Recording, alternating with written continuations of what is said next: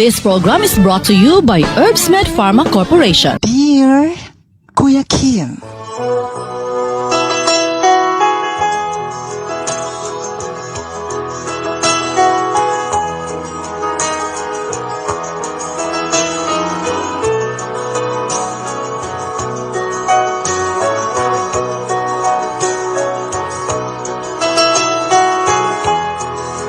madaling bigkasin, mahirap gawin. Hindi ko alam kung kailan ko kayang kalimutan na pag-ibig na mula sa ating dalawa. Ngunit lahat ng masayang alaala ay bumabalik pa rin.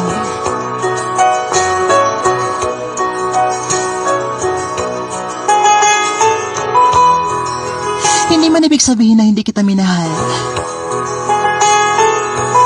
Kailangan ko lang magparaya kahit masakit sa kalooban.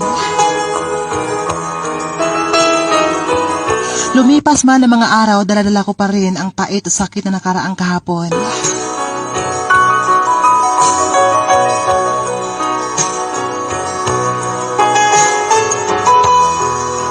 Ngunit hindi ko man ikaw masisisi, pero ako'y nasaktan mo pa rin.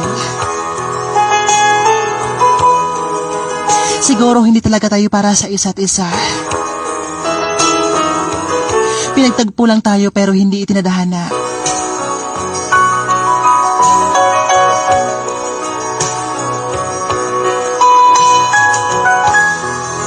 Pinilit kong maging masaya sa inyong dalawa. Pero habang nakita ko kayong magkasama, puso ko naman ay nabibiyak. Nadudurog sa sakit na inyong pinadama sa akin na hindi ko man pinapakita. Pero puso't luha ko ay gusto na sumabog. Sa sobrang sakit at selos na aking nararamdaman, nagparaya man ako. Pero hindi pa rin mawala ang sakit na aking nararamdaman. Sa paglipas ng araw at naging buwan at taon, kasabay naman ang paglimot sa lahat ng sakit at pait na nakaraang kahapon na aking ibabaon. Upang ang lungkot at lumbay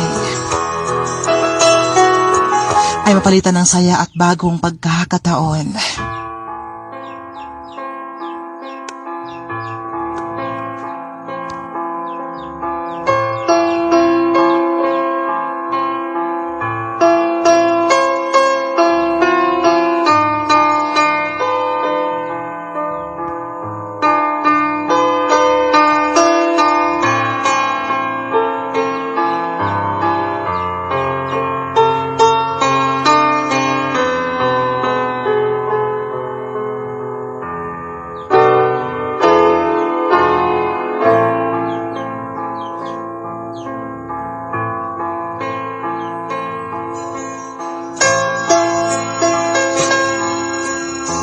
I love you.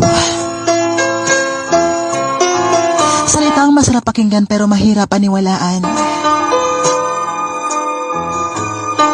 I miss you. Salitang masarap sa pakiramdam, pero ang tanong, totoo ba yan?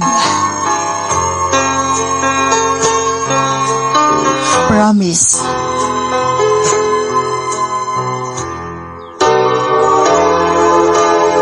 Salitang madaling bitawan, pero mahirap panindigan.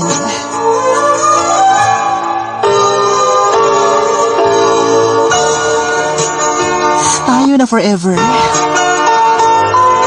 Salitang akala mo walang hanggang, pero bukas bigla kang iiwan. Hugot lines, kaugnay sa paksang pamilya. Huwag kang magtanim ng galit sa pamilya mo. Kasi yan ang karamay mo sa bawat problema na harap mo sa buhay. Pick up lines, kaugnay sa paksang edukasyon.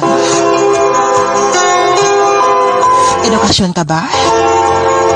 Bakit?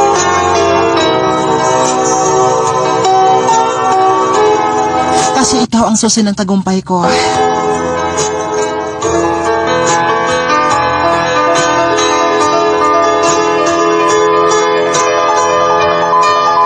boses ka ba? Bakit? Kasi kahit gaano ka pa kahirap, i-defend kita.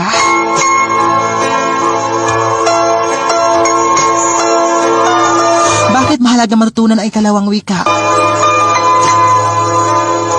Ginagamit ng mga tao sa lugar o sa ibang bansa para sa maayos na komunikasyon, nakipag-usap at makapayapaan o maintindihan ang kanyang mga kapwa. Komunikasyon at pananaliksik sa wika at kulturang Filipino.